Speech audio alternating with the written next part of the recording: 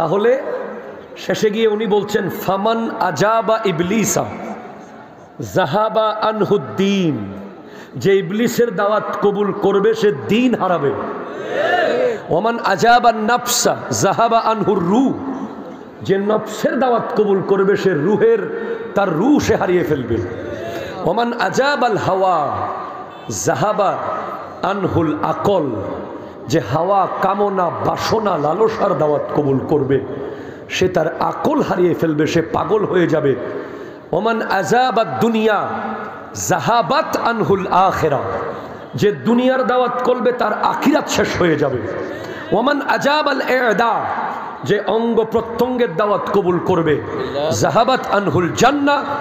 Oman আজাবাল Jabbar, যে আল্লাহর দাওয়াত কবুল করবে জাহাবাত আনহুস সাইয়্যাত ওয়া নালা জামিআল খায়রাত, সে সমস্ত গুনাহ ভুল ত্রুটি হারাবে, সমস্ত উত্তম তার হয়ে যাবে।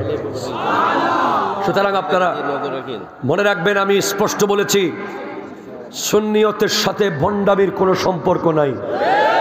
হাত তুলে বলেন ঠিক কিনা? বাংলাদেশের পক্ষে, সার্বভৌমত্বর পক্ষে, জঙ্গিবাদের বিরুদ্ধে, হক্কানিয়তের পক্ষে এই দেশের পাশে সুন্নি জনতা সব সময় ছিল, আছে, থাকবে। তবে খবরদার, হক্কানি অলির মাজারে যদি কেউ হাত দেয় আমরা কাফনের কাপড় পরে নামতে প্রস্তুত থাকব। হাত তুলে বলেন ঠিক কিনা? বলেন ভণ্ডদের তাকবীর, নারে রিসালাত, নারে গাউসিয়া। মুক্তিযুদ্ধের ইসলাম বড় সাহেবের আগমন, শুভেচ্ছা। মুক্তিযুদ্ধের ইসলাম বড় সাহেবের আগমন, রৌনকবাসীর পক্ষ থেকে আন্দোলন শুভেচ্ছা, রৌনকবাসীর পক্ষ থেকে আন্দোলন শুভেচ্ছা, ইসলামী সুন্নি মহাসভার পক্ষ থেকে আন্দোলন শুভেচ্ছা। আজকে ভারতে খাজা মঈনুদ্দিন চিশতি রহমতুল্লাহ আলাইহি, যিনি এই ভারতে প্রথম ইসলাম প্রচার করেছেন, ওনার মাজার নিয়ে ষড়যন্ত্র হচ্ছে। আমি বলবো গরিব নওয়াজের মাজার নিয়ে ষড়যন্ত্র করার সাহস তারা পেয়েছে, কারণ তারা দেখছে বাংলাদেশে টুপি আর দাড়ি মাথায় দিয়ে, টুপি পরে দাড়ি রেখে জুব্বা পরে যখন একটা ইসলামপন্থী দল মুসলমানের মাজার, আল্লাহর হক্কানি ওলিদের মাজারের দিকে হাত তুলছে, তখন হিন্দুরা তো এমনিতেই সুযোগ পাবে। ঠিক কিনা কথা বলেন? আসুন ভাইয়েরা, আমাদের মধ্যে কোনো দ্বন্দ্ব থাকবে না। আপনার কাজ আপনি করেন, আমার কাজ আমি করি।